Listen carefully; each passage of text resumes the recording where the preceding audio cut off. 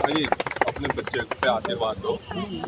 हाँ, इसके साथ हम तो अपना आप उठ जाएंगे इसे तो।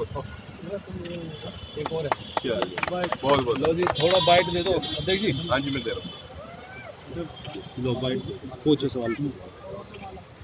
स्टैंड ही लगा देते आप। स्टैंड नहीं ऐसे। हाँ तो चलो पूछ लो। अभी आप देखेंगे कि यहाँ पर जो भारतीय किसान यूनियन, किसान भाई सेना, विश्वास करो, आप बड़े हो हमारे, आप हमने कहना किसान सेना यहाँ पर क्या है कि अभी जो हमारे रजत जी हैं उनको एक जिम्मेदारी दी गई है जिला अध्यक्ष के तौर पर। और यहाँ पर तमाम जो किसान यूनियन की जो टीम है, मतलब उनके जो नेता हैं या फिर जो भी पदाधिकारी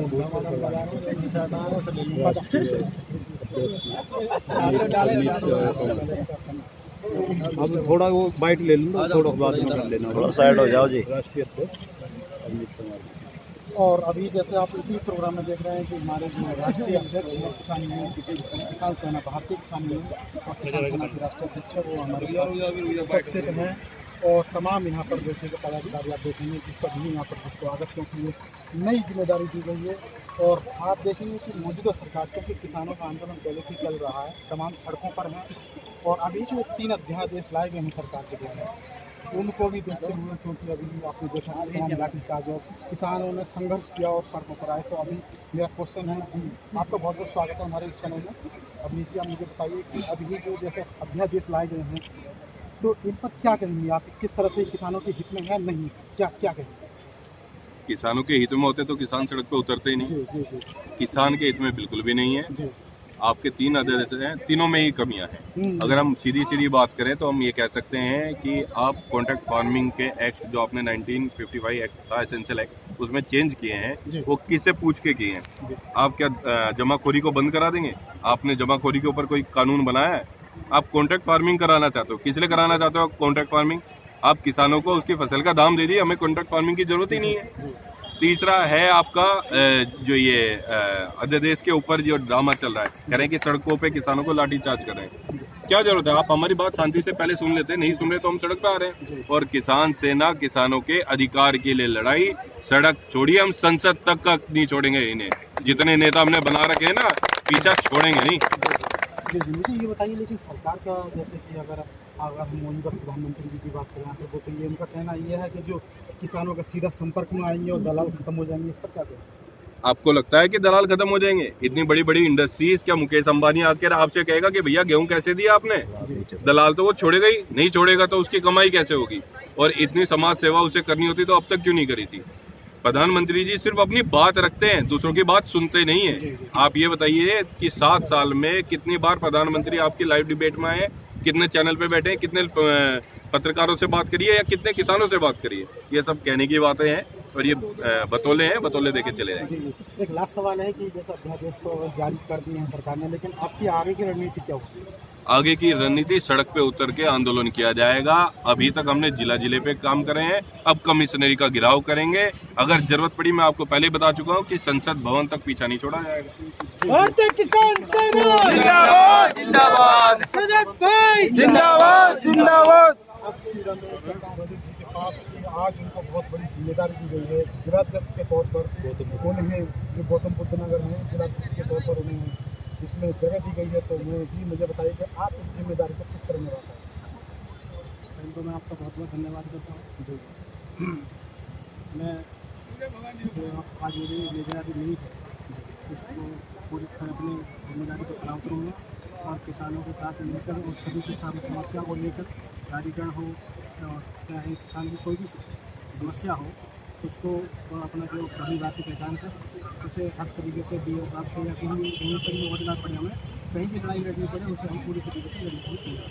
किसानों की हमारी दवाई नहीं जानी चाहिए। और आज जो मुझे जिम्मेदारी भगवान जी ने दी है, मैं अपने ओर से कहना चाहूँगा कि मैं इसी जिम्मेदारी को बखूबी निभाऊंगा और कहीं भी आपको कहीं शर्मिंदा नहीं करूँगा। जी सर, मेरा एक लास्ट सवाल आपसे और है कि ये है जैसे अभी आपका जो आंदोलन चल रहा है किसानों को लेकर, किसानों के हित में है किसानों का, तो मुझे बताइए कि जैसे आगे तक ये आंदोलन आगे चलता रहेगा कि या फिर जब इलेक्शन आएंगे तो इलेक्शन के समय क्या है कि सभी सारे गिले शिकवे दूर हो जाते हैं और फिर से मतलब वही चाल चलते, तो क्या आप क्या कहेंगे इसमें?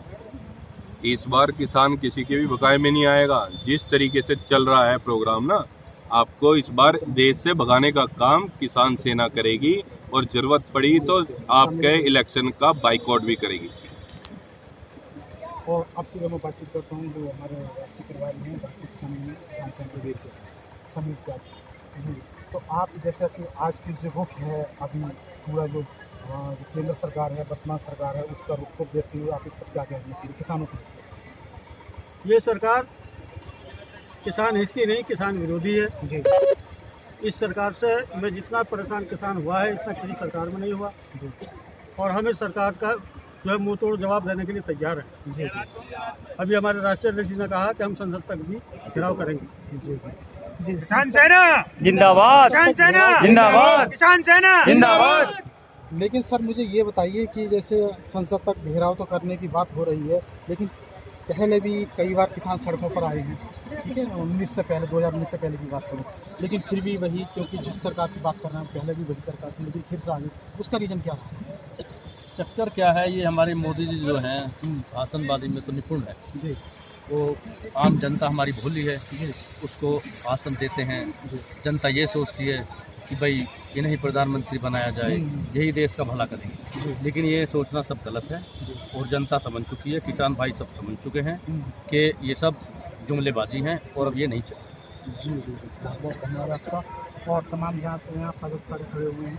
जी जी सर मुझे बताइए आपका नाम क्या है? जैसे कि आप किसान यूनियन से हैं, आप नाम बताइए। और आज जो 2022 में इलेक्शन होने वाले हैं जैसे मुजफ्फरनगर से ये हैं तो आप बताइए क्या कहेंगे इसको 2022 तक इसमें कुछ चेंज हो पाएगा यूपी की अगर मैं बात करूँ?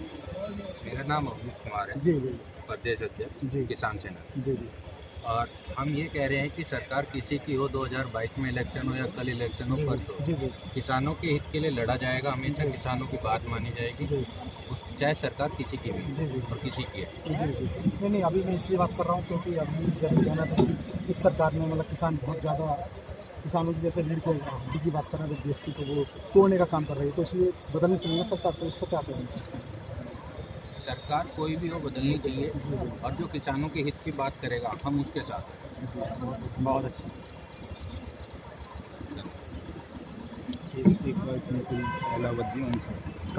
पश्चिम प्रदेश भाई कहाँ नेताजी आप वहाँ बैठे हो, यहाँ बाइट दे जाओ मीडिया में। ये किनके नुकुल और इसी कड़ी में हमारे साथ जो पश्चिमी उत्तर प्रदेश के प्रभारी हैं भारतीय किसान यूनियन किसान सेना से। और क्योंकि देखिएगा आप देखेंगे कि सभी चाहे वो कितना ही समय हो लेकिन हमेशा से किसानों की जो लड़ाई लड़ते आ रहे हैं भारतीय किसान यूनियन किसान सेना ने सबसे ज़्यादा लड़ी है। और तमाम क्योंकि जब एक देश में दो ही जो शख्स ऐसे हैं शख्सियत हैं जो कि देश की सेवा करते हैं, क्योंकि सीमा पर जवान और देश में खेत में किसान, तो इस तरह से ये कहावत है। और ये कहावत क्या है, पूरी एक तरह सच्चाई है कि ये दो लोग ही देश की मदद करते हैं और हमेशा किसानों ने संघर्ष किया।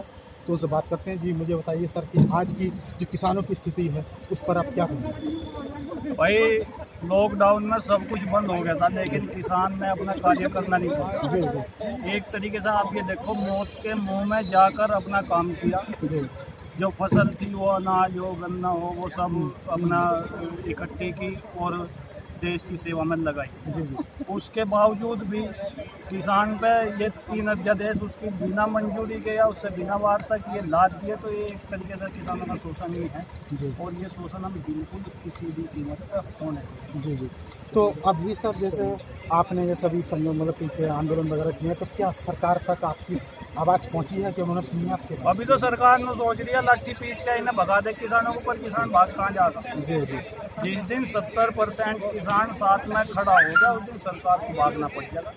जैसे किसान चाहोगा वैसे होगा। बस किसान के जागने की देर है, हम जगाने का काम कर रहे हैं। जी बहुत बहुत धन्यवाद। सभी जाति धर्मों से मिलकर के ये संगठन बना है, किसान संगठन। इसमें हमारे सभी भाई हैं। आप रख दो, 1 मिनट रख दो, वो जरूरी है। सभी भाई आ जाओ। जरूरी है, सभी जाति धर्मों से मिलकर के ये संगठन तैयार है। और उसी बीच में हमारे सभी भाई हैं। इनकी बात प्रदेश सचिव प्रदेश सचिव जो जिम्मेदारी ये मान लो, और जो 1 सेकंड मान लो